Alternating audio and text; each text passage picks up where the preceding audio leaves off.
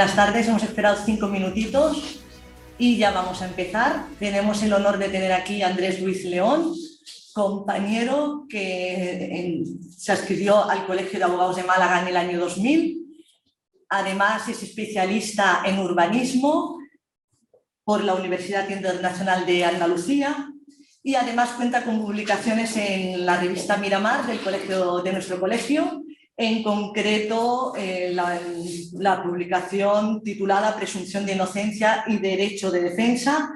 Ha colaborado muchísimas veces con el Colegio de Abogados de Málaga en todas las cuestiones de urbanismo y actualmente es teniente de alcalde, miembro de la Junta de Gobierno local y concejal de urbanismo, industria, deporte y patrimonio del excelentísimo Ayuntamiento de Mijas desde el año 2015.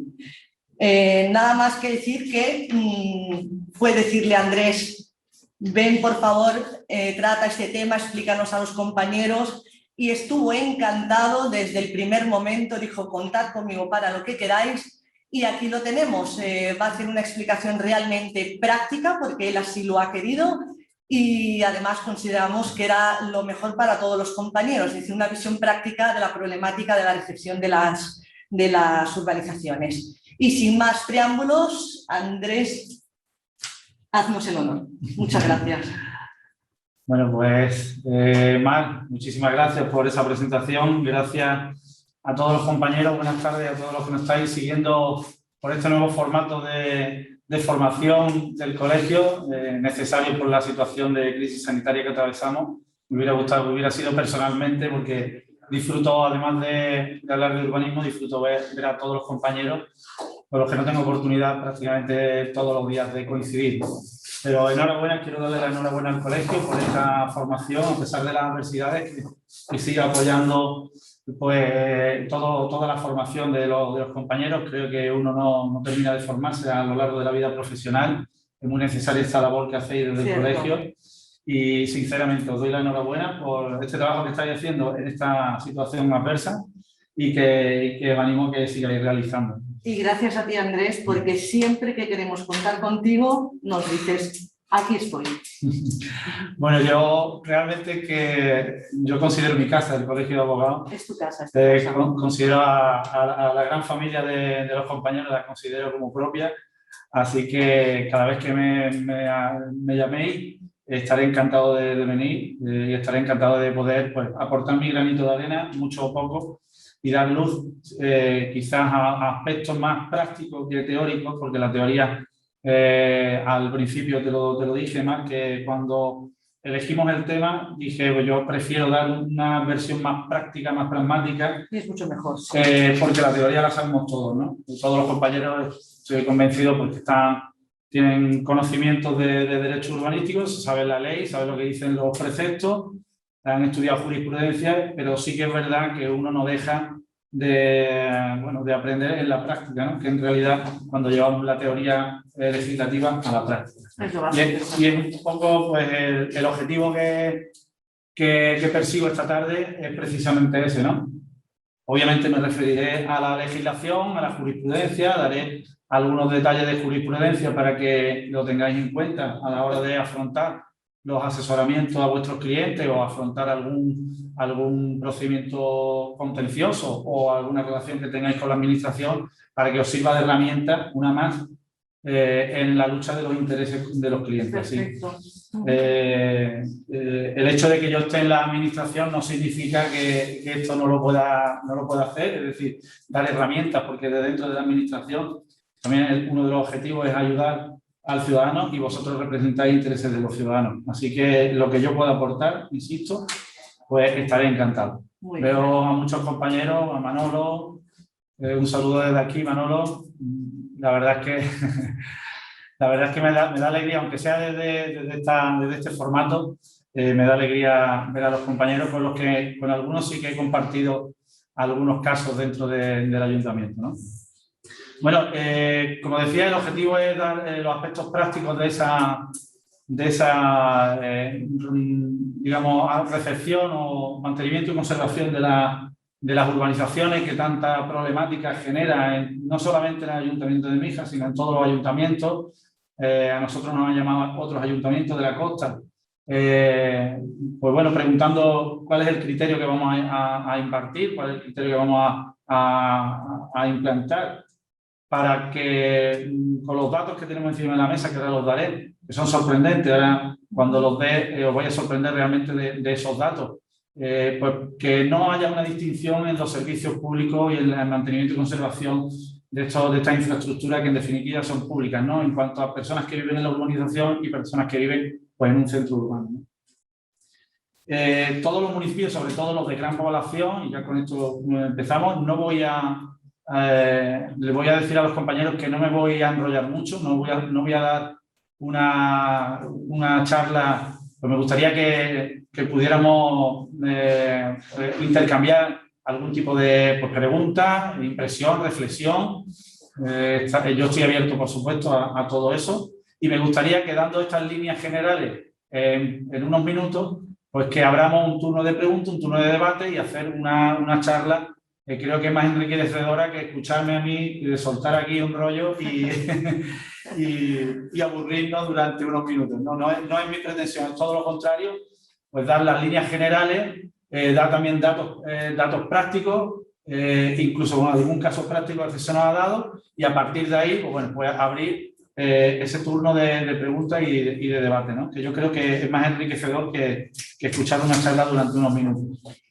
Bueno, como decía, y para empezar, todos los municipios, sobre todo los de gran población, llámese Mija, llámese Málaga o Marbella, incluso Benalmádena, que también hemos estado en contacto hace algunos años para, bueno, nos preguntaban cuáles eran las líneas generales que íbamos a implantar en cuanto a la recepción de urbanizaciones, pues tienen unos entramados urbanos bastante complejos, muy variados y muy extensivos.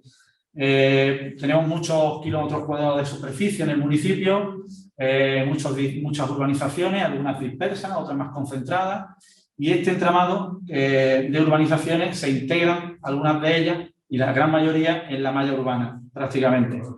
Y esta realmente es la problemática que venimos padeciendo en los municipios, sobre todo a la hora de gestionar los intereses públicos en cuanto a servicios, infraestructura en estas urbanizaciones, ¿no? en estos suelos.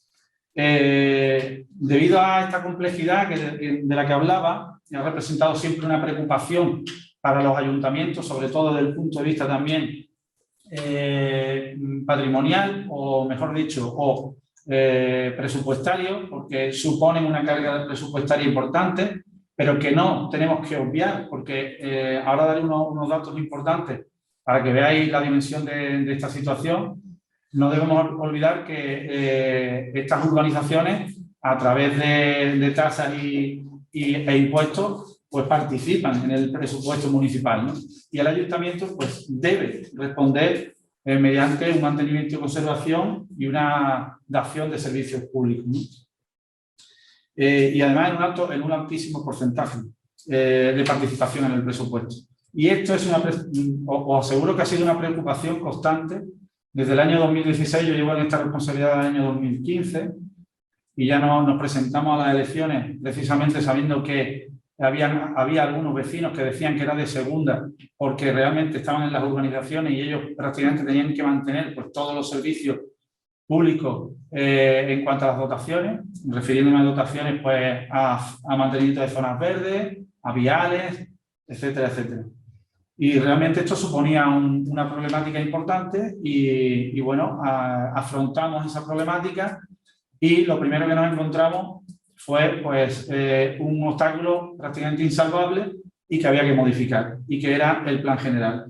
El plan general y la situación previa al plan del 99 que tenían algunas urbanizaciones. Y con ello me refiero a que en el plan general, por este entramado urbanístico tan extensivo que tenían en cuanto a las urbanizaciones, en el plan general obliga a las urbanizaciones, a los propietarios o al promotor a constituirse en entidades urbanísticas colaboradoras de conservación.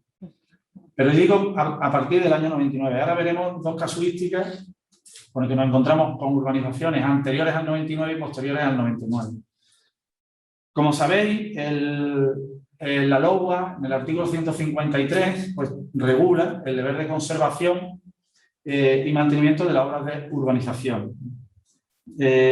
Según estas disposiciones, la regla general es que el municipio, un segundillo, que esto dice que se va a apagar en 50 segundos. Ponemos alguna tecla. Y ponemos aquí.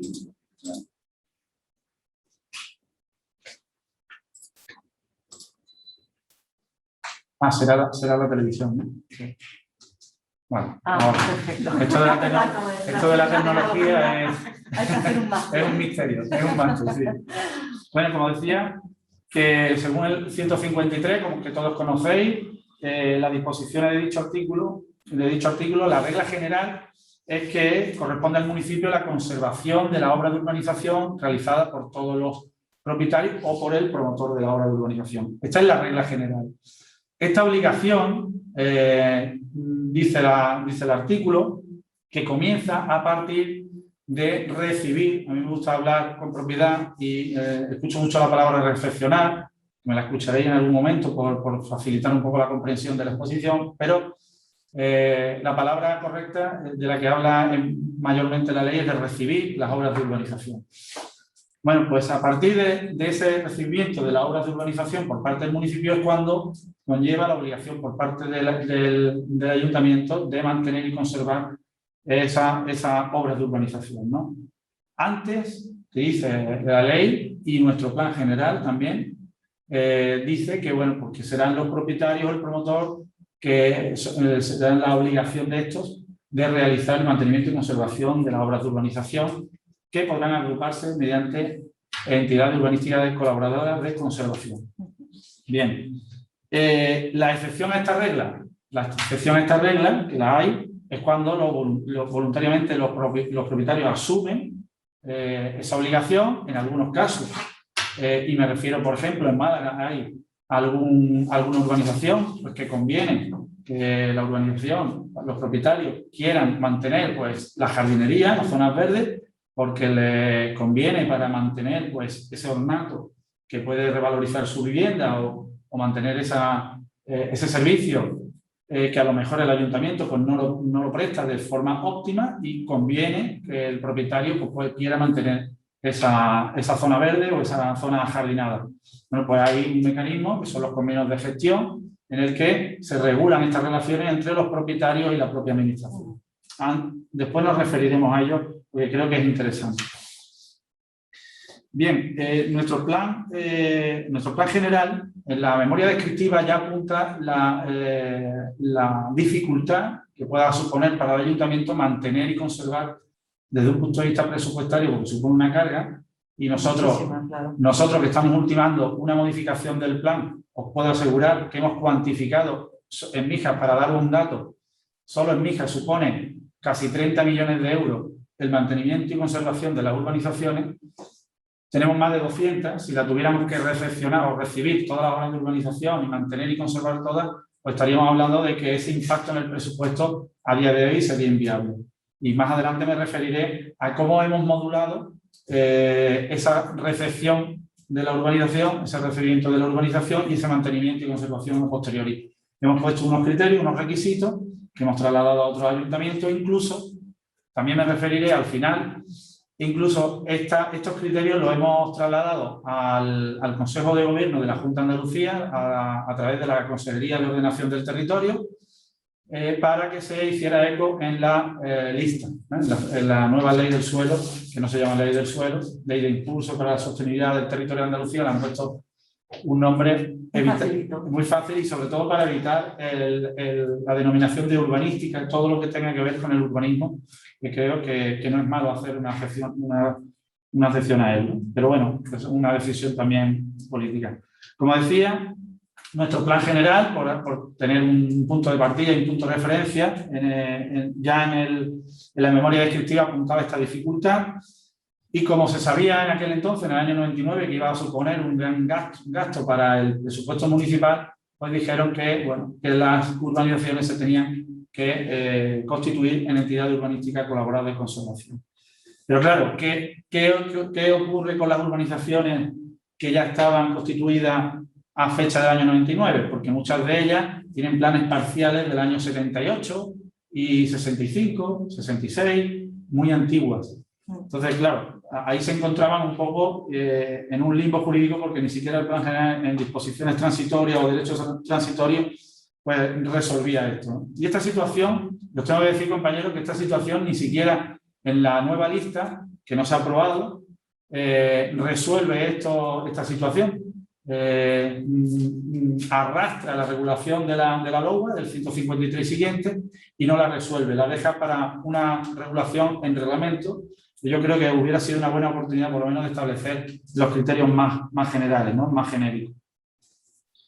Bien. A todo esto, el planeamiento, yo hablo del Plan General del 99, pero también si nos vamos al Plan General de Málaga, del año 2011, también tenemos una regulación muy escasa de las entidades urbanísticas colaboradas de conservación y establece, bueno, pues el deber de los propietarios de conservar y mantener las urbanizaciones. Pero esto hay que darle una vuelta, y nosotros en ese ánimo de darle esa vuelta y también pivotando sobre la regulación estatal, nuestro criterio, bueno, pues nos fuimos al reglamento de planeamiento del año 78 y ya en el reglamento de planeamiento establecía también una importante regulación en cuanto al periodo de tiempo al que se extendería las obligaciones de los propietarios de mantener y conservar. Hablo de propietario o de promotor de la urbanización.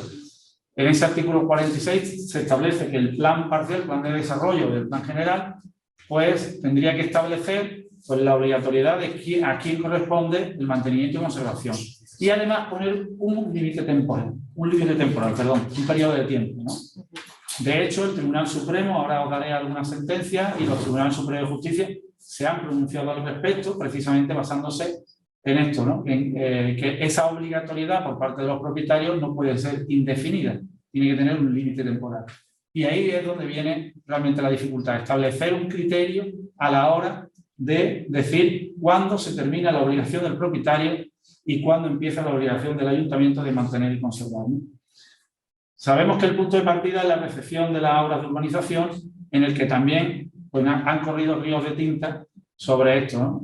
Cuándo se puede recibir las obras de urbanización, cuándo se entienden perfectamente o no recibidas esas obras de urbanización, etcétera, etcétera. De esto, también nosotros, en un caso práctico, en una Junta de Gobierno del 8 de marzo de 2019, tratamos una fase de una urbanización que pidió la recepción tácita de la urbanización, incluso interpuso demanda, ¿no? a un silencio negativo desestimatorio de esa recepción tácita e interpuso demanda. Nosotros ni siquiera quisimos que se llegara a dirimir por parte de los juzgados ese caso, y lo que hicimos fue un acuerdo de Junta de Gobierno en el que, bueno, pues establecimos cuáles eran los criterios a nuestro juicio para recibir la obra de urbanización de esa forma tácita que decía pues, la parte recurrente, ¿no?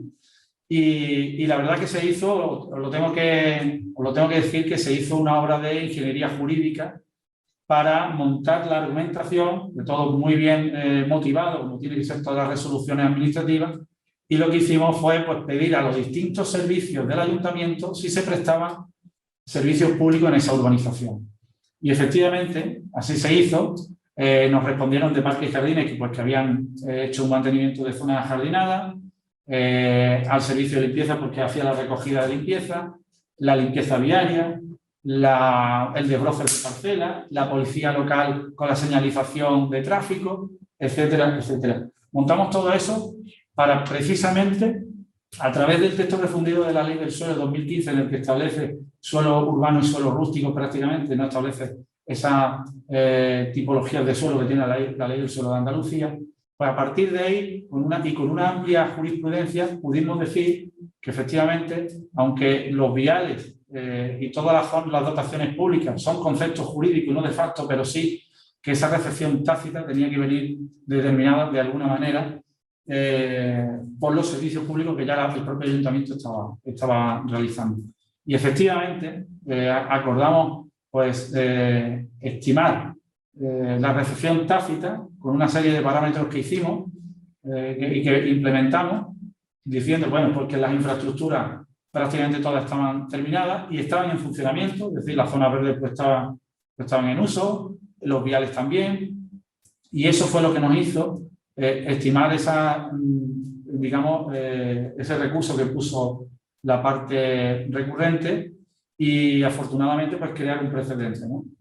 Sí es cierto que creo recordar que el compañero no lo impugnó el acuerdo precisamente porque nosotros dijimos que esa obligatoriedad de mantenimiento por parte del ayuntamiento, que en definitiva es lo que disponíamos en esa resolución, pues sería hasta dos cosas. Una, o modificar el plan, o dos, constituirse una entidad urbanística colaborada de conservación. Pues el compañero no estuvo muy de acuerdo en ese segundo aspecto y impugnó la resolución en aquel entonces. Pero bueno, esa era, yo creo que era la vía más importante, la que se abría y la que daba un poco de luz al final del túnel a la recepción de las urbanizaciones. Os voy a dar un dato para que veáis, por ejemplo, en Mijas, tenemos una superficie total clasificada de 2.348,40 hectáreas entre 5 zonas territoriales. De este total, las urbanizaciones residenciales arrojan 2.065,78 hectáreas. Representan el 87,97% del total. Y los núcleos tienen una superficie de 282 y representan un 12%. ¿Qué significa esto?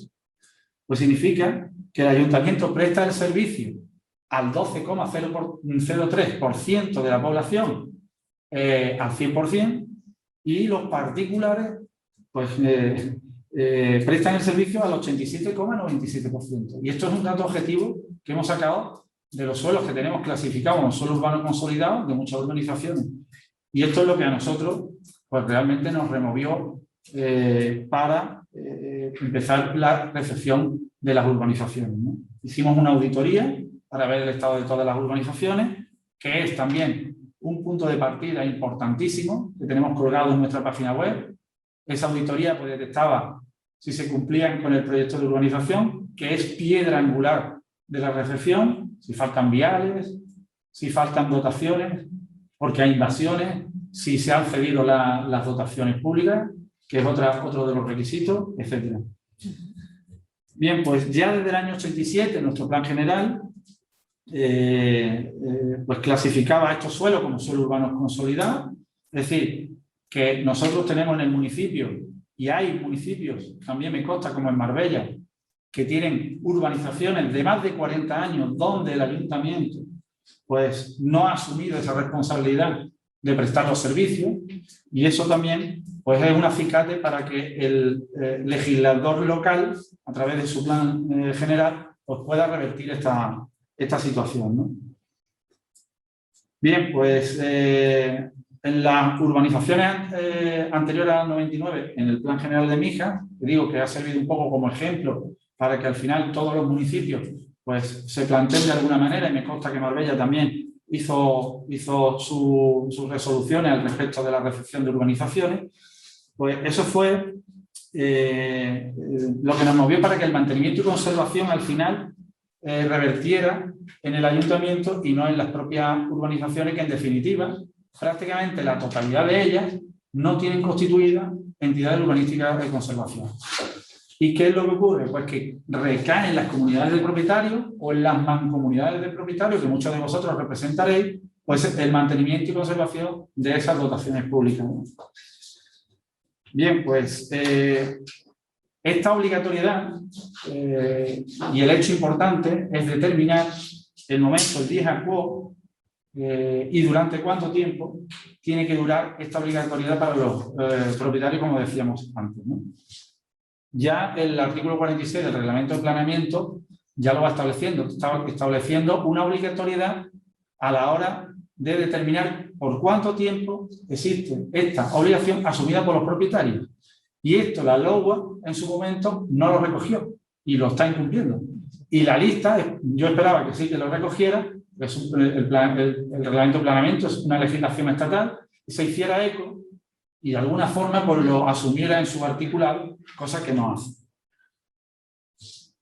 Bien, nosotros, ¿qué hicimos para revertir esta situación, como decía antes? Nosotros empezamos a modificar el plan general para articular un mecanismo en cuanto a las urbanizaciones anteriores al 99, que no tenían entidades urbanísticas de colaboradoras de conservación, EUC, y las posteriores al 99.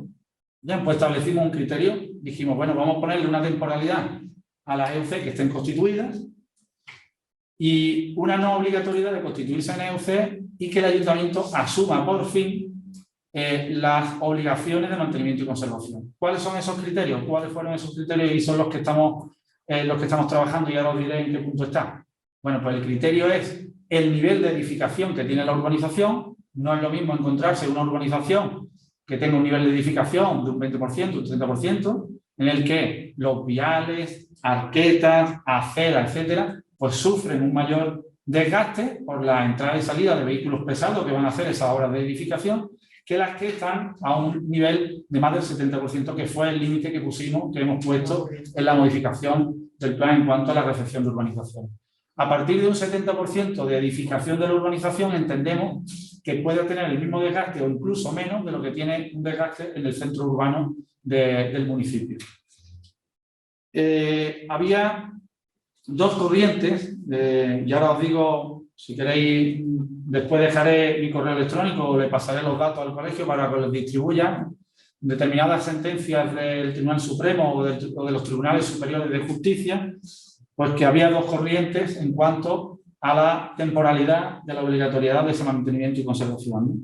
Había una corriente que decía que era ilimitado en el tiempo, porque los estatutos de la entidad urbanística pues, recogían una temporalidad ilimitada, con lo cual era legal. Pues, tenemos sentencias del año 89, de 14 de marzo del 89, de 17 de mayo del 94, y después tenemos sentencias como la de 29 de noviembre del 93, en el que efectivamente te dice y abre una línea en el que dice que las entidades urbanísticas de conservación, los propietarios agrupados en esta entidad, no pueden tener una obligación de mantener y conservar de forma ilimitada. Y eso es lo que estaba ocurriendo y lo que está ocurriendo en la actualidad en todos los municipios. A estos efectos, os aconsejo que os leáis una sentencia del Tribunal Superior de Navarra, el Tribunal Superior de Justicia de Navarra, la 496 del 2010, que también se hace eco de una sentencia del Tribunal Supremo de 18 de enero de 2006, en el que entra a analizar la temporalidad, porque ¿cuál es digamos, el caballo de batalla de esa temporalidad o no? Bueno, pues el caballo de batalla es determinar un criterio objetivo en el que marcar para que se diga si son 10 años o a raíz de una determinada obligatoriedad por parte del propietario prolongada en el tiempo. Te habla, la verdad es que es muy interesante esa sentencia del Tribunal Superior de Justicia de Navarra, porque te habla de desproporción, de cuando existe una desproporción entre el beneficio obtenido por parte del propietario de vivir en una urbanización y de los beneficios que ha obtenido de los derechos urbanísticos y el deber de conservación. Entraríamos entonces en esa desproporción en el límite temporal. Es decir, cuando hay una desproporción entre lo que yo llevo manteniendo y el beneficio que yo he obtenido a lo largo de los años por ese mantenimiento o esos derechos edificatorios que he consolidado, pues cuando se establece o estaríamos dentro del límite temporal. Realmente es muy esclarecedora porque, como he dicho antes, en algunos municipios hay algunas urbanizaciones que llevan 40 años, yo creo que ya ahí sí que este límite temporal opera y efectivamente hay una desproporción clara entre los derechos y los beneficios de los propietarios, ¿no? Importante la recepción, como hablaba antes de un caso que tuvimos de una urbanización que pidió la recepción tácita, y es verdad que los tribunales son muy reacios bueno, pues a admitir una recepción tácita per se, es decir, que el ayuntamiento pues de entrada deniega la recepción tácita porque no ha habido un acto de recibimiento de la urbanización, de la obra de urbanización, porque ni siquiera ha habido un certificado final de obra, no ha habido un acta de recepción de la obra, no ha habido absolutamente nada. Simplemente pues, se ha dejado pasar el tiempo, se han empezado a cometer unos servicios y los propietarios bueno, pues, han ido conservando y manteniendo esos servicios como han podido. Bien, pues nosotros en ese caso práctico, os lo digo, fue en marzo del 2019, dijimos que es cierto que hay jurisprudencia en contra de la recepción tácita, pero también hay jurisprudencia a favor de la recepción tácita cuando efectivamente hay hechos inequívocos por parte del ayuntamiento de que ha realizado determinados servicios públicos que van contra sus propios actos. Es decir, que después no puedo yo negar el ir contra mis propios actos porque yo ya he realizado un servicio público en la urbanización. Pues he limpiado un acerado, he cambiado una alcantarilla, he dado una licencia de obra, he dado una licencia de primera ocupación, importante también este hecho. El hecho de dar una primera ocupación, pues ya estoy cumpliendo con lo que dice al final el texto refundido de la Ley del Suelo de 2015, en el que se decía, bueno, pues que esos suelos no se podrían ocupar si no tuvieran un servicio de alcantarillado, de abastecimiento, de viales, etcétera. Con lo cual, eso nos hizo dar un giro definitivo a la recepción tácita de la urbanización. Y haciendo, como decía al principio, ingeniería jurídica, realmente entrelazando la jurisprudencia, la legislación estatal y la legislación autonómica, todo eso, pues bueno, nos hizo al final dictar una resolución en el seno de una Junta de Gobierno en el que estimábamos pues conservar y mantener esa urbanización hasta tanto no se produjeran esos dos hechos que he dicho antes, ¿no? O bien la constitución de una EUC o bien pues modificar el plan eliminando pues la obligatoriedad por parte de los propietarios cuando estuvieran en los supuestos que hemos dicho, ¿no? El grado de edificación y conservación y mantenimiento en la urbanización, ¿no? Del 70%. Y el plazo de 10 años que pusimos también para las entidades urbanísticas de conservación que ya están constituidas.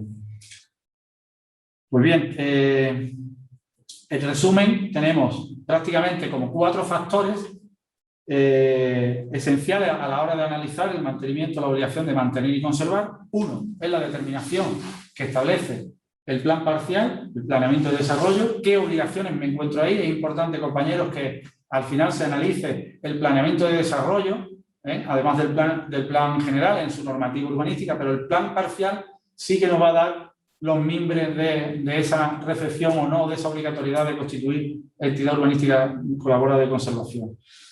Que se haya producido o no un acto de recibimiento de la urbanización, el periodo de tiempo, por ley, en este caso el reglamento de planeamiento, y un cuarto la temporalidad. Esta obligación, insisto, no puede ser indefinida en el tiempo. No puede ser indefinida en el tiempo. Bien. Obviamente, cada una de las urbanizaciones pues, tiene una casuística muy diversa, muy específica. No es lo mismo una urbanización que se acaba de constituir o que se ha hecho después del año 99, en el que tiene un grado de edificación muy pequeño, un 15, un 20, un 30%. Bueno, pues en ese caso está claramente justificado que se constituyan los propietarios en entidades urbanísticas para conservar y mantener, ¿no? Y se hace además un acto de recepción, de recibimiento de las obras de urbanización. Pero sí es cierto que tenemos urbanizaciones anteriores al 99 en nuestro municipio, en el municipio de Mijas, y en otros municipios me consta que también, anterior a los planes generales, en el que se encuentran ahora mismo en un suelo urbano consolidado, sin posibilidad de hacer a estas alturas una constitución de entidad urbanística de conservación y que el ayuntamiento pues, está un poco atado de pies y manos a la hora de prestar servicios. ¿Y cómo los prestamos? Pues los prestamos de una forma motivada en cuanto a seguridad y salubridad, porque bueno, la recogida de residuos hay que realizarla por una cuestión obvia de salubridad. El desbroce de parcelas lo hacemos por una cuestión de seguridad, por supuesto. Damos la prestación del servicio de policía local también por razones obvias de seguridad. Y todos estos servicios conllevan a que al final la urbanización tenga unos servicios mínimos, pero que estemos en una situación de una recepción tácita. Sí es cierto que hay urbanizaciones que nos han solicitado la recepción y le hemos respondido que a día de hoy, con la obligatoriedad que tenemos del Plan General que nos ata de pie y mano a la hora de tener que constituir entidad urbanística de conservación, que es lo que estamos tratando de modificar, y a la hora de no tener cedidas todas las dotaciones, que es también el paraguas jurídico que el ayuntamiento tiene a la hora de entrar a recibir las obras de urbanización, esas cesiones, que en muchos de los casos, compañeros, pues nos hemos encontrado que nuestra comunidad de propietarios pues está intentando hacer una cesión de las dotaciones, pero que se encuentra que no es el titular registral de las parcelas destinadas pues, a estas dotaciones públicas. En este caso, os recomiendo la lectura de los artículos 30 y siguientes del Real Decreto 1093-97 de 4 de junio, en el que el ayuntamiento de oficio sí que es verdad que puede establecer un procedimiento para hacerse con estas dotaciones públicas, y es un proceso que también estamos siguiendo en urbanizaciones como pues, el Coto, y en Riviera me consta que también lo estamos haciendo. En Calahonda son urbanizaciones muy extensas en el que es verdad que las comunidades de propietarios no tienen esos medios para poder pues, hacer levantamientos topográficos, informes técnicos, etcétera, etcétera, y el ayuntamiento con sus medios lo puede hacer. Esto lo estamos llevando a cabo a través, como digo, de ese mecanismo del artículo 30 y siguiente del Real Decreto 1093-97. En definitiva, también me he olvidado que el límite, yo hablaba antes de que el límite máximo no estaba establecido por nuestra legislación autonómica, pero sí que es verdad que en otras legislaciones como la balear, la catalana o incluso la gallega, en la catalana pues la ley de urbanismo, la 2/2002, pues sí recoge un límite temporal, en la 9/2002 de Galicia también la recoge, y en la del gobierno balear, el decreto 38/87, sí que recoge una limitación temporal. Os doy esta referencia porque, bueno, siempre son buenos dar referentes de legislación y de otras autonomías para precisamente tener, pues bueno, más juego a la hora de motivar la recepción de la urbanización, ¿no? Y bueno, lo último que voy a comentar, y ya no quiero extenderme mucho más, si quiere abrimos un turno de debate, es la lista, la ley, la nueva ley que, bueno, del suelo que venía de alguna forma a regularizar o a regular los planeamientos de desarrollo, etcétera. En definitiva, nuestro futuro urbanístico, que al final es un motor económico en la Costa del Sol sobre todo, que bueno, que sabéis que no se ha podido aprobar en el Parlamento andaluz, no ha pasado el filtro del Parlamento. Esperemos que en los próximos meses pues, se pueda alcanzar un acuerdo a nivel parlamentario y pueda salir. No es la solución definitiva. Os tengo que decir que si la ley realmente no pone fin a ese entramado burocrático que tiene todo el urbanismo, con esa legislación sectorial tan abundante que nos afecta mucho, sobre todo la medioambiental, no viene a solventar definitivamente el problema. Hubiera sido una solución parcial de algunos problemas, incluidos el de la recepción de las urbanizaciones, pero que ya os digo que arrastra la regulación del artículo 153 siguiente de la LOA en cuanto al deber de conservar y mantener. Y bueno, yo os pasaré un PowerPoint, no lo he querido poner en la pantalla para no despistar un poco en la exposición, pero sí que tengo ahí un PowerPoint y si queréis, ahora compartimos un cuadro que he realizado en cuanto a la recepción de las urbanizaciones en casos anteriores al 99 y en casos posteriores al 99. Es verdad que esto es un tema bastante complicado de armonizar desde el punto de vista local. Es una patata caliente, permitidme la expresión, que tienen los ayuntamientos, sobre todo a nivel presupuestario, porque la hoja de ruta, pues puede que tengamos algunos ayuntamientos más, otros menos, claro, pero sabemos que perfectamente lo que hacer para revertir esta situación, pero sinceramente a nivel presupuestario supondrá un impacto económico importante que muchos de los ayuntamientos no lo podrán acometer, sobre todo de forma directa e inmediata, pero sí articular de alguna manera para que los ciudadanos que viven en las urbanizaciones pues tengan, pues bueno, por lo menos un límite temporal y una información de cuándo puede terminar su obligación de mantener y conservar, porque también en las urbanizaciones, aparte de las cuotas de comunidad, pues se pagan otras cuotas de mantenimiento y conservación de servicios comunes que corresponderían a los ayuntamientos. Y esto aligeraría un poco la carga del vecino, que ya contribuye a la carga económica del ayuntamiento a través de del recibo de IBI o de las tasas que se pagan de residuos, de recogida de residuos, limpieza vial, etcétera, ¿no? Así que, compañeros, muchísimas gracias. Yo encantado de que me hagáis preguntas. Quiero bueno, pues que intercambiemos alguna impresión, que me preguntéis y a partir de ahí pues dar más aspectos prácticos que yo creo que esto da mucho de sí, ¿no? Sí, voy a escribir antes de nada. Vamos a compartir pantalla. Y ahí lo pueden ver los compañeros. Esto. Ahí. Pero primero creo que tienes que darle a compartir, ¿no? Sí. Ahí. Compartimos pantalla. Aquí. No sé si lo están viendo. Clica dos veces, ¿sabes qué? Vale. Vamos a ver. Ahora sí. Exacto, ahí. Bueno, os había hecho el PowerPoint.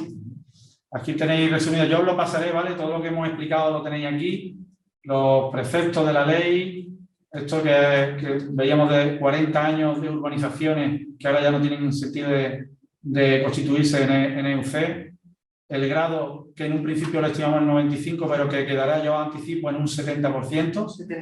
Y sí me gustaría daros la información de que en una modificación del plan general de este tipo, aunque sea normativa, nos exige la ley un estudio de viabilidad económica, un estudio de viabilidad económica muy exhaustivo por capítulo presupuestario, que es lo que va a asumir el ayuntamiento pues, en cuestión de personal, en capítulo de inversión, en capítulo de subvención, etcétera, etcétera. Todo ese trabajo tan exhaustivo que normalmente pues, se hace en un equipo multidisciplinar donde intervienen economistas, aparte de abogados especialistas, es en el que estamos inmersos ahora y el que nos va a dar un poco los datos. Pero ya os anticipo que el dato que manejamos es cerca de 30 millones de euros, de los que no lo vamos a hacer de una forma inminente, sino que algunos de los gastos ya lo estamos asumiendo, como los costes de electricidad, etcétera,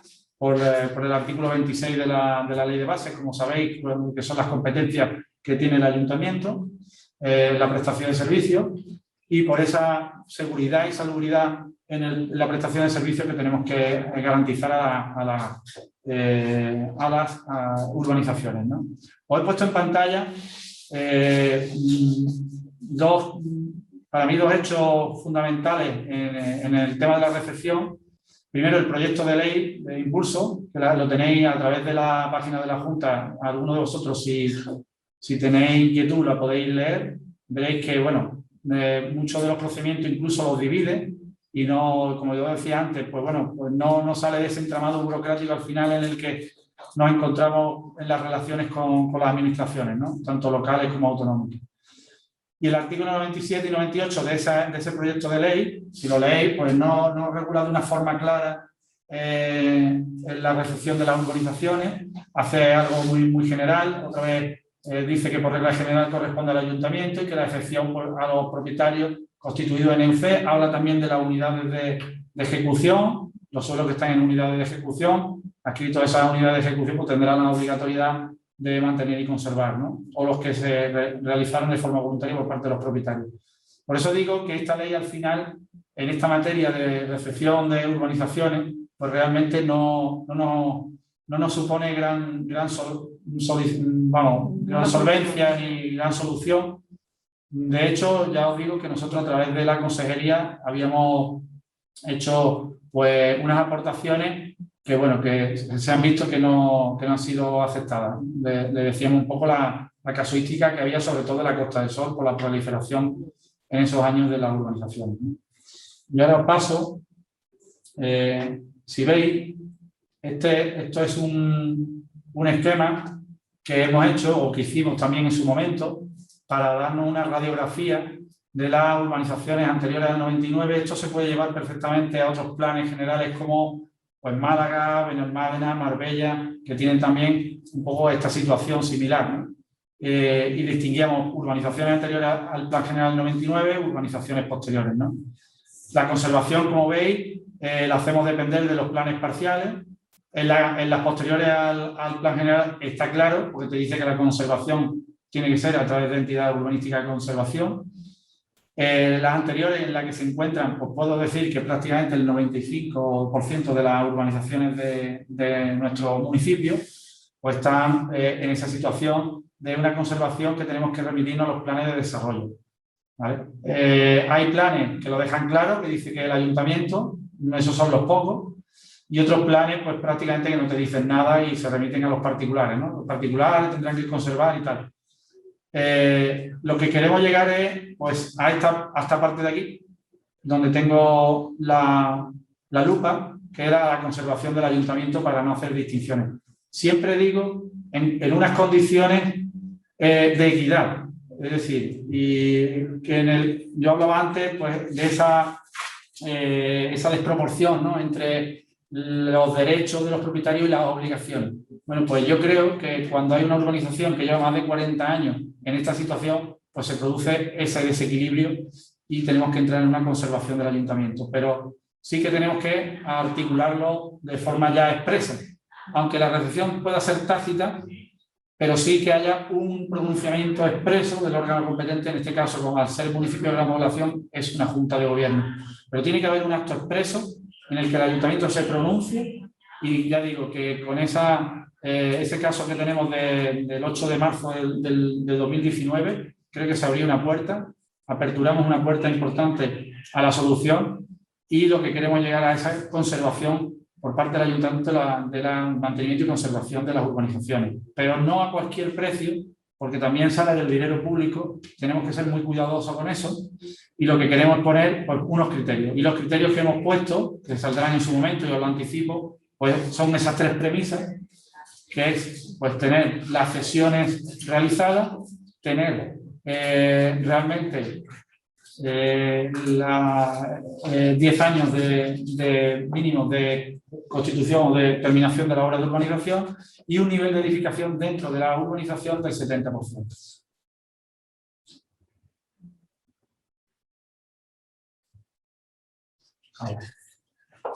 Y esas son las premisas que vamos a tener en la regulación de ese artículo 213 que estamos modificando del texto refundido del Plan General del 2013. Nuestro Plan General del 99 hicimos unas normas de texto refundido en el año 2013. Así que...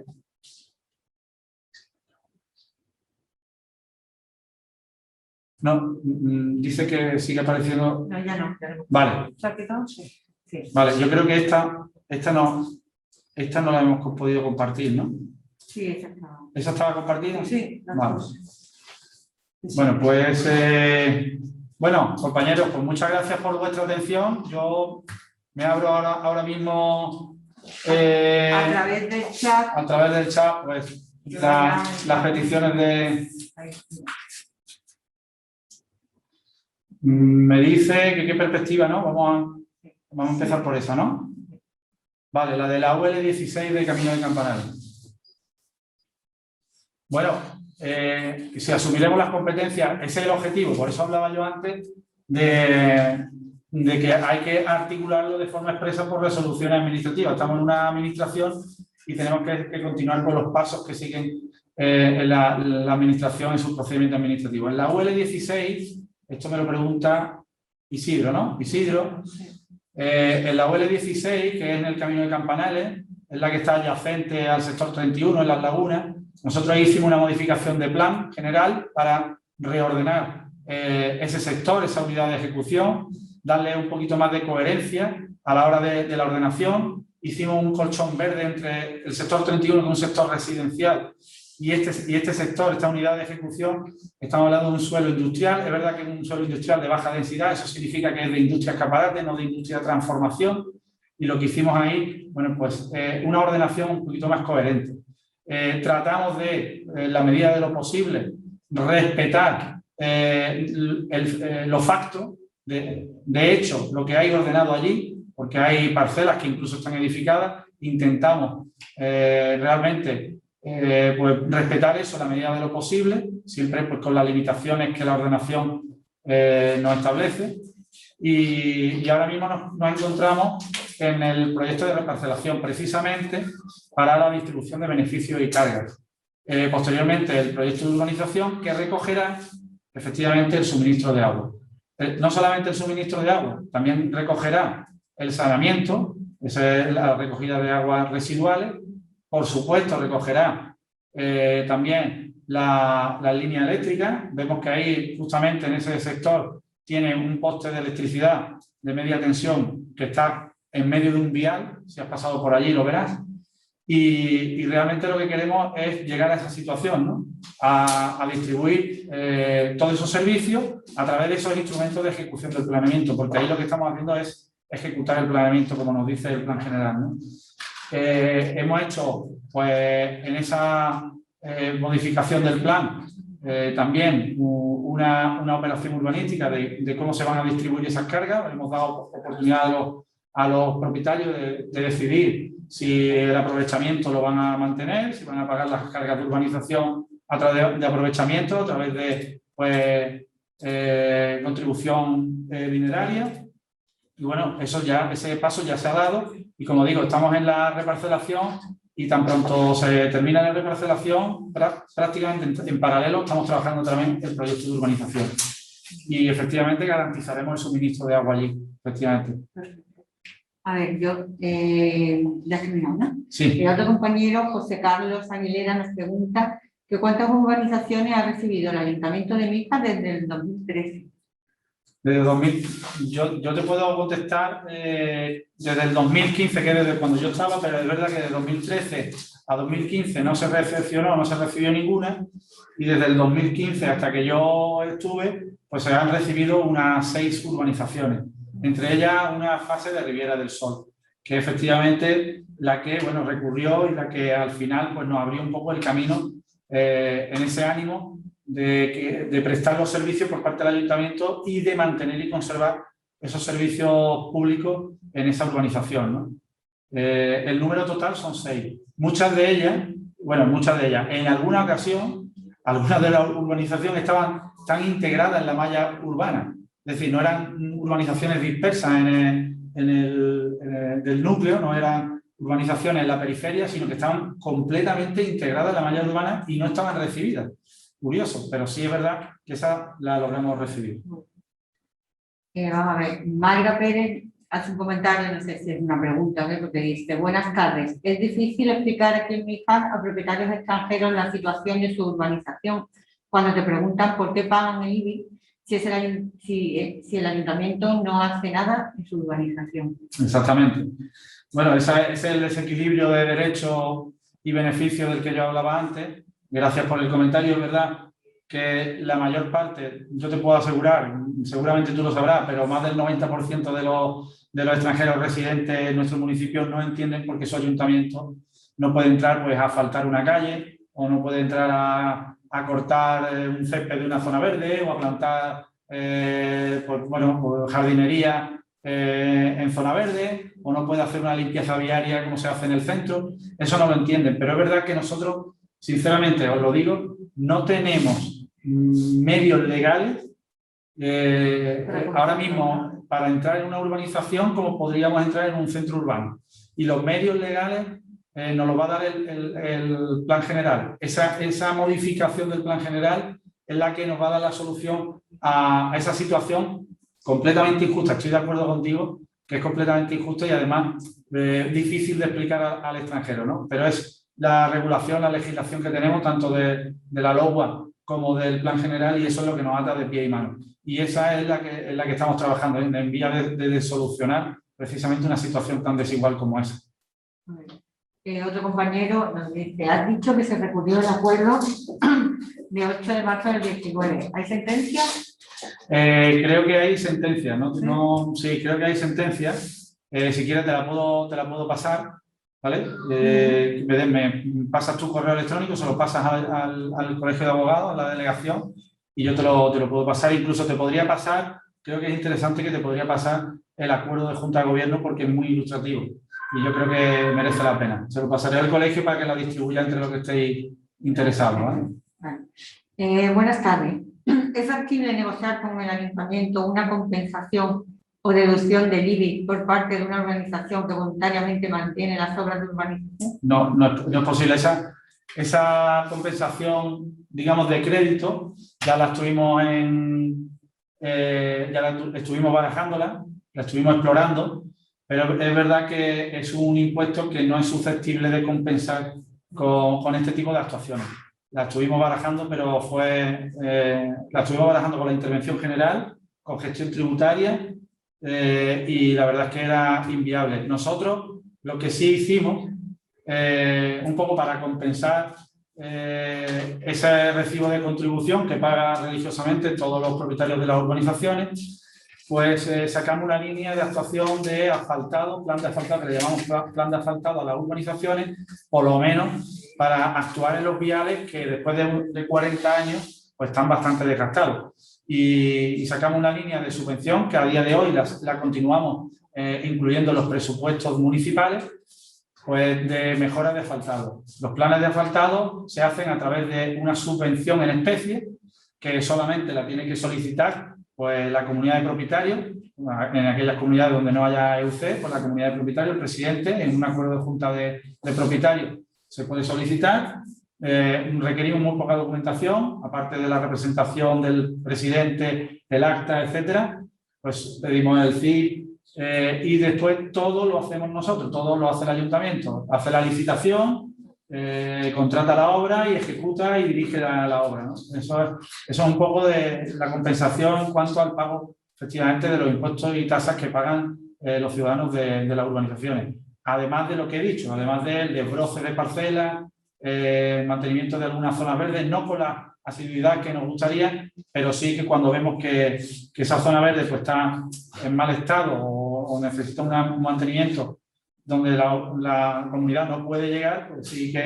En verano con los incendios... En verano, sobre todo, que tenéis en las urbanizaciones, sé que tenéis los planes de incendio, contra incendio, etcétera, los planes de seguridad, pues sí que ayudamos en ese sentido, ¿no? Y aliviamos un poco la carga de las comunidades. Pero ya digo que tenemos pocas herramientas ahora mismo en la mano para poder despejar de una vez por todas el servicio de mantenimiento y conservación a las urbanizaciones.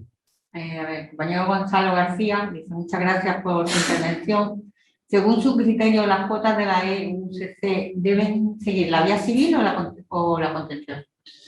Bien, las cuotas, yo primero lo que aconsejaría es, Gonzalo me ha dicho. Sí, Gonzalo. Gonzalo, gracias por tu comentario. Sabes que por ley nosotros, el ayuntamiento, las entidades urbanísticas no dejan de ser entidades de derecho público, porque están intervenidas también están fiscalizadas por el ayuntamiento. Entonces podéis acudir al auxilio administrativo del ayuntamiento para cobrar las cuotas. Eso lo hacemos a través del servicio de gestión tributaria, pasa a través del servicio de ejecutiva y se le exige a los propietarios que no están atendiendo las cuotas de urbanización. Eso lo hacemos a través del ayuntamiento. Por supuesto, si el ayuntamiento, obviamente, no hace esa función, se apela a lo contencioso para obligar, que hemos tenido en alguna ocasión, alguna sentencia de los juzgados de lo contencioso, obligando al ayuntamiento a tramitar pues, un procedimiento de exigencia de cuotas de entidades urbanísticas colaboradoras a través de gestión tributaria de la ejecutiva. Isidro Manuel Vázquez. El tema es que si el ayuntamiento asume esas competencias del suministro de agua, la actual comunidad que proporciona riego, comunidad de regantes, debería desaparecer, pues debería sin función. Mi duda es si el ayuntamiento va a gestionar dicho suministro con dicha comunidad, que entiendo que no, porque no hay normas de lo... Claro. No, nosotros obviamente no la gestionaremos. Es decir, las comunidades regantes al final nosotros no tenemos ni siquiera capacidad para disolverlas. Nosotros daremos unos servicios a través del proyecto de urbanización y esas parcelas podrán mantener el uso que tienen o podrán edificarse conforme a la normativa del plan, que en este caso son parcelas para edificaciones de tipo industrial. Ya te digo que no es un suelo destinado a suelo industrial, destinado a tipología industrial, pero que no es de transformación. Y todos estos señores que tienen ahora comunidad regante, que es verdad que nos lo han trasladado en otra ocasión, que tienen pues mucha intranquilidad en cuanto a que si sus derechos se les van a mantener o no, la salvedad que hay en este caso es que van a tener posibilidad de acometida a la red general, sin dejar de tener constituida su comunidad de regantes. Ellos la podrán mantener o no, ya un poco depende de quienes al final pues desarrollen su derecho edificatorio o no, pero nosotros no vamos a entrar en disolver ninguna comunidad de regantes. José Carlos Aguilera, ¿no crees que el problema de hoy es el resultado de años de mala gestión urbanística del planeamiento de desarrollo? Yo no me he querido referir a eso, está bien. Ya es pantanoso, eso está bien, está bien.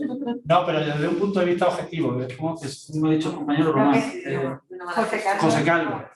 José Carlos, estoy totalmente de acuerdo. No he querido utilizar adjetivos para calificar el urbanismo que se ha estado haciendo hasta ahora. Y no es que yo me considere ni mejor ni peor. Yo no me voy a evaluar, evidentemente, eso lo evalúan ustedes como profesional y me evalúan a mí cada 4 años en las urnas. Pero sí es verdad que se ha hecho un urbanismo exacerbado. Y he escuchado a algún compañero con el que posiblemente pudiera estar de acuerdo que se ha hecho pues un urbanismo salvaje. Y efectivamente los problemas de aquel entonces con este tipo de urbanismo en el que se hacían pues, urbanizaciones dispersas, clasificando suelo más allá de la malla urbana, ¿no? En círculos concéntricos como es el ideal de crecimiento de una ciudad, etcétera, etcétera, pues nos ha llevado a esta situación, ¿no? Y no articular y no ir regulando esas relaciones de estas urbanizaciones con el ayuntamiento, en definitiva. Aunque sí el legislador ha tenido algún esfuerzo, como veíamos antes en el reglamento de planeamiento del año 78, en ese artículo 46, que establecía un plazo, límite, aunque no decía cuál, pero se obligaba a poner un plazo durante el cual pues, el propietario estaba obligado y más allá de este, pues era el ayuntamiento. Ni siquiera la administración ha respetado ese reglamento de planeamiento. Román Revilla, dice, buenas tardes. Se ha estimado en un coste de 30 millones de euros para recibir las urbanizaciones. Presupuesto insoportable para las arcas del municipio. Pero para hacer una aproximación a la carga presupuestaria del ayuntamiento, ¿a cuánto ascienden los ingresos totales por IBI y otros impuestos que percibe el municipio de cada vivienda existente en todas las urbanizaciones existentes en el municipio de Níjar? Pues, Román, te puedo decir, primero contestando a la primera parte de tu pregunta, ¿no? Lo de los 30 millones es un número que hemos tenido que sacar para, por capítulo, desglosar cuáles son las partidas que van a ir imputadas al presupuesto. Eso nos lo exige la propia modificación del plan a través de ese estudio de viabilidad económica, precisamente porque los planes, según la LOA, pues, requieren cualquier modificación, ya no solamente los informes sectoriales, sino un estudio de viabilidad económica en el que qué va a suponer para la arca del ayuntamiento esa modificación. Cierto es que de esos 30 millones, que es un número redondo, prácticamente un porcentaje, ya lo estamos asumiendo, porque estamos asumiendo electricidad, estamos asumiendo recogida, estamos asumiendo limpieza, desbroce, muchas de esas partidas presupuestarias ya las estamos asumiendo. Y además de esos 30 millones, sería si recibiéramos todas las urbanizaciones mañana mismo, las 200 urbanizaciones, que todas no están en esa misma situación. Entonces, bueno, es un número que tenemos que sacar por ese estudio de viabilidad económica para modificar el plan, pero no es una cantidad que vayamos a asumir mañana. Eso será una cantidad progresiva en función de cómo se vayan encontrando todas esas urbanizaciones, ¿no? Con las que estén a más del 70% podremos asumirlas, y es que las estamos asumiendo de facto, y las que no, pues tendrán que constituirse en EUC. La segunda parte, creo que los ingresos por IBI estaban en torno, que yo recuerde, ¿no? Eso lo lleva mejor el concejal de Hacienda, pero creo recordar, no me hagan mucho caso, estaba en torno a los 10 millones de euros. Ahora Inmaculada Gálvez más que hace una reflexión más que una pregunta. Dice, necesitaría mucho tiempo para las cuestiones, pero siendo diputada mientras se tramitó la LOA, Propuse regular la temporalidad, pero para salvar presupuestariamente a los ayuntamientos, no se consideró. Además de que aún hay sin recibir urbanizaciones bajo la Ley del Suelo de 1956 que se rigen conforme a su artículo 41 por comunidad o asociación. Mi crítica es que se apele al presupuesto cuando hay tanto derroche en la gestión de los fondos públicos. Sí, es un poco cuando eres un gestor público, realmente tienes que definir las partidas presupuestarias en las que gastar el presupuesto municipal, ¿no? Yo soy un firme defensor por eso inicié toda esta recepción de urbanizaciones, porque me parecía injusto los derechos que tenían los propietarios de las urbanizaciones y las obligaciones que estaban por encima de esos derechos, ¿no? Como me parecía injusto ese desequilibrio del que hablábamos antes, por eso inicié todo eso. Y es verdad que hay partidas presupuestarias que se derivan a otras gestiones, a otros conceptos, y a esta, pues cuando tengamos la modificación del plan, que es uno de los compromisos adquiridos desde el año 2015 y que creo que pronto verá la luz, pues no tendremos más remedio que destinar partidas presupuestarias a mantener. Y insisto, que ya muchas de ellas realmente las estamos haciendo. Es decir, estamos asumiendo costes de electricidad, de convenios de sui generis que se firmaron en su día, estamos haciendo recogida de residuos, estamos haciendo limpieza diaria de broces, es decir, ya prestamos algunos servicios, no con la asiduidad, con la intensidad que quisiéramos, pero bueno, una regulación básica o un servicio básico sí que lo estamos llevando a cabo. El compañero Gustavo Pesci, bueno, te da la enhorabuena por tu intervención y dice, en otros municipios como en Nerja se está llegando a acuerdos entre los propietarios y el ayuntamiento para el suelo consolidado abonar por mitad los gastos de urbanización que quedarán pendientes, como alumbrado público, asfaltado de las calles o las tuberías. ¿Lo ves factible o sería correcto? Obviamente, sí. Previo acuerdo. Claro. Gustavo, pues muchísimas gracias por tus palabras. Yo, como he dicho antes, encantado de aportar mi granito de arena. Siempre me ha gustado venir a esta casa para exponer lo mucho o poco que sé dentro y fuera de la administración. Y efectivamente, yo creo que he dado una pincelada al principio, por no ser muy extenso, pero efectivamente puedes hacer un convenio de gestión, es totalmente factible, está regulado en la LOUA. Insisto que en algunas urbanizaciones, me consta que en algunas urbanizaciones de Málaga, tú te refieres a Nerja, pero en Málaga también hay propietarios de urbanizaciones, o urbanizaciones mejor dicho, que han llegado a un acuerdo en esos convenios de gestión y se establecen, pues, se articulan todas las relaciones, desde los gastos hasta la temporalidad. Y eso es perfectamente factible. Otra cosa es la voluntad política que haya a la hora de gestionar este tipo de convenios, ¿no? Y de querer firmarlos, pero perfectamente factible. Nosotros incluso lo hemos propuesto con algunas urbanizaciones mijas que nos han dicho, oye, yo quiero mantener mi EUC, por lo menos irme desconectando de la EUC progresivamente, y ¿qué os parece si nos sentamos y hacemos un convenio de gestión? A nosotros nos ha parecido fantástico.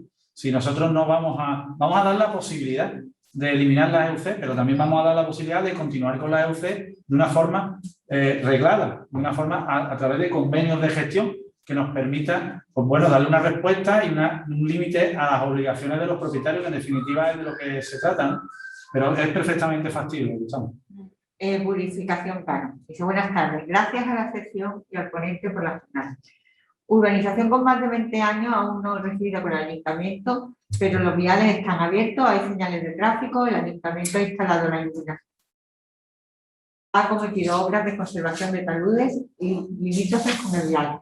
En el supuesto de que una obra de conservación realizada por el ayuntamiento en estas circunstancias ocasione daño a un propietario, ¿debe accionar en un contencioso administrativo directamente contra el ente público? Tendría que agotar la vía administrativa por reclamación patrimonial. Una vez que agote la vía administrativa, pues puede acudir a la contenciosa, ¿no? Hombre, nosotros estamos siendo muy escrupulosos a la hora de los medios de prueba que se utilizan en vía administrativa para determinar si ha habido una responsabilidad patrimonial, porque me consta que efectivamente a raíz de actuaciones que se han hecho en las urbanizaciones, pues eso es un acicate para la administración a la hora de determinar si la obra está recibida tácitamente o no. Es una prueba más, ¿no?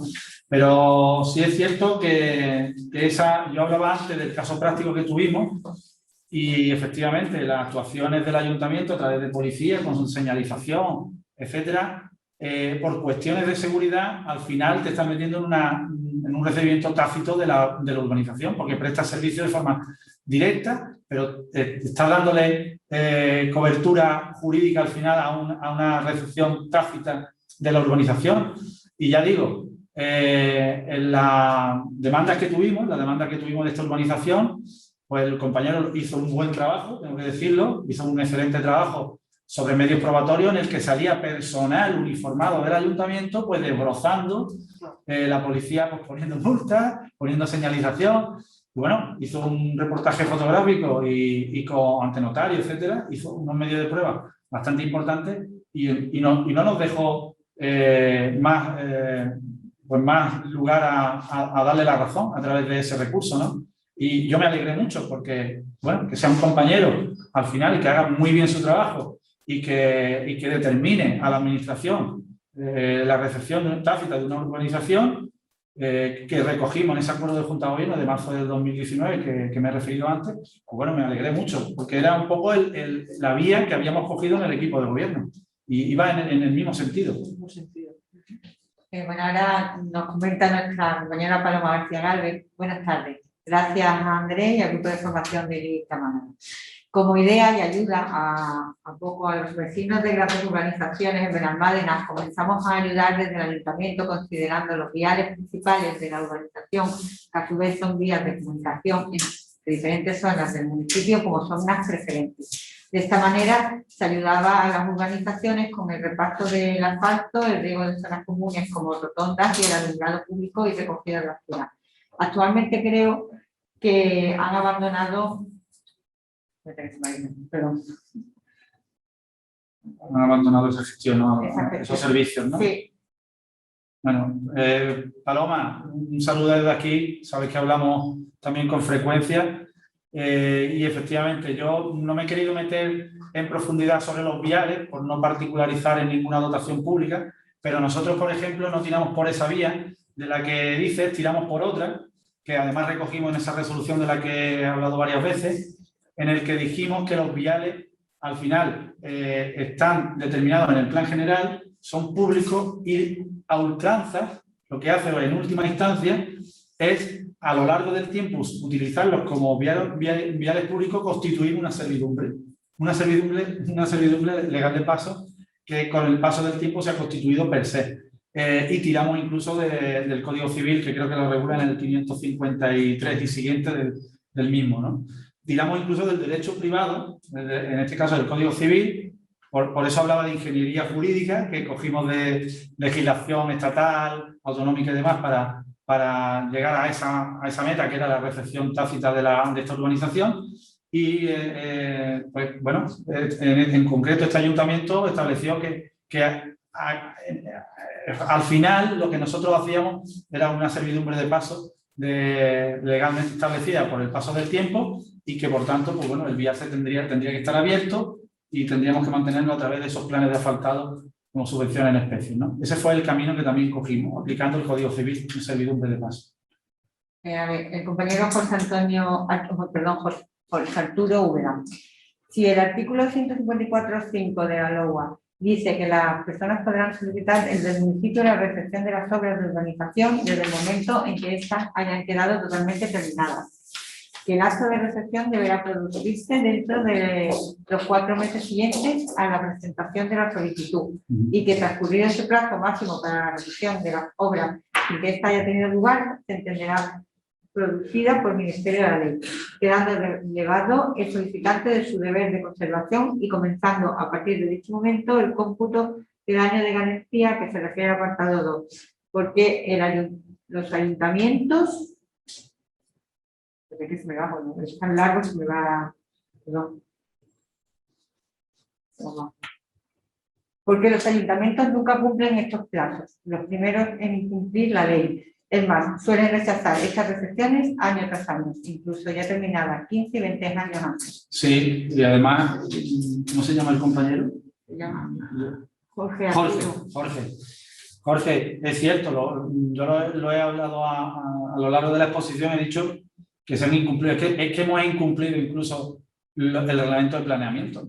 Ya no solamente el plazo que establece efectivamente 4 meses, que si pasan los 4 meses, es verdad que la recepción tácita o se entiende por Ministerio de la Ley, como bien dice el 154, pero realmente siempre se interrumpen esos plazos diciendo simple y llanamente que lo he visto, es que lo he visto.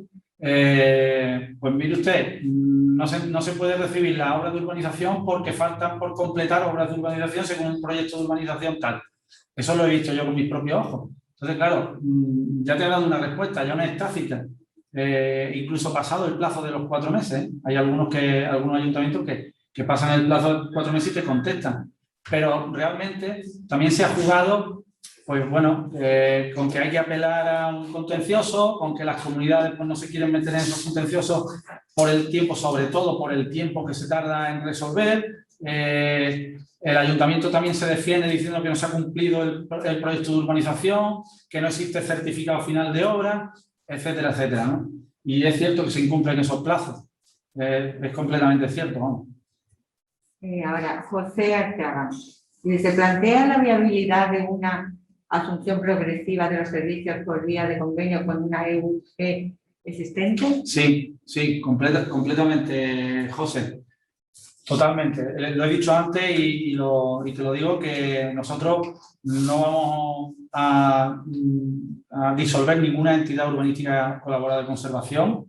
Vamos a respetar todas las voluntades de la EUC, por supuesto, y por supuesto estamos abiertos a que cualquiera, y digo que hay antecedentes de que alguna urbanización ya nos la ha planteado un convenio de gestión para ir, como yo digo, desconectándose poco a poco de la EUC y de asumir el ayuntamiento cada vez más mantenimiento y conservación. Es perfectamente viable y así lo entendemos nosotros y lo haremos. Lo haremos, por supuesto, si se nos plantea.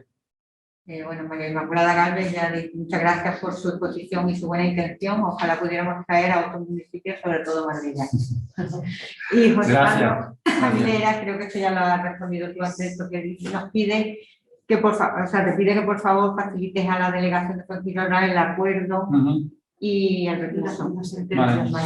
Yo lo facilitaré el acuerdo. Si la sentencia ha recaído, ya digo que había un procedimiento, creo que era de 2017, correcto, procedimiento ordinario, creo que era el 8/2017, en el que se determinaba esto. Yo creo que es muy ilustrativo y os va a servir, porque además tenemos ahí informes jurídicos nuestros argumentando lo que es la recepción, cómo están qué es lo que ha hecho el ayuntamiento para motivar el acuerdo, a qué servicio se dirigió, qué prueba había en la demanda del compañero. La verdad es que es muy ilustrativa y la recomiendo. Os la haré llegar para que se la hagáis pasar a los compañeros, la verdad.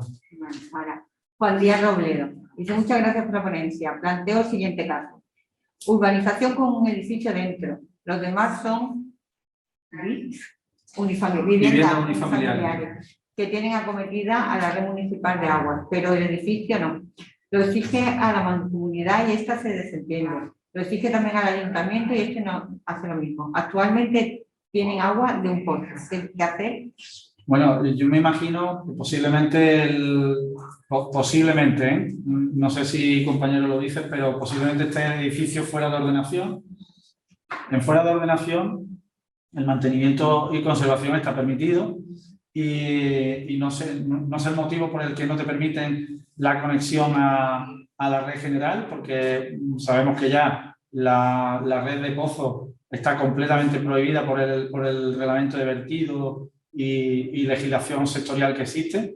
De hecho, nosotros estamos llevando a cabo proyectos para eliminar cualquier tipo de vertido, aunque sea por depuración de oxidación total, que es un vertido controlado y depurado, pero incluso eso lo estamos eliminando porque creemos que uno de los males que ha existido en este urbanismo del que se hablaba antes ha sido el medio ambiente, ha salido bastante perjudicado y de hecho ese edificio debería conectarse a la red general. Para ello, es cierto que tendría que, me imagino, que atravesar vuestra parcela privada. Para ello debería pues, solicitar una licencia de obra que se debería conceder, sobre todo para el mantenimiento y conservación del edificio si está en fuera de ordenación. No sé si está en legal fuera de ordenación o asimilado a fuera de ordenación, pero en cualquier caso, cualquier tipo de obra de ese tipo que sea mantener el uso del edificio es perfectamente viable. No sé el motivo, no sé si es que bueno, pues no se ha pedido la licencia.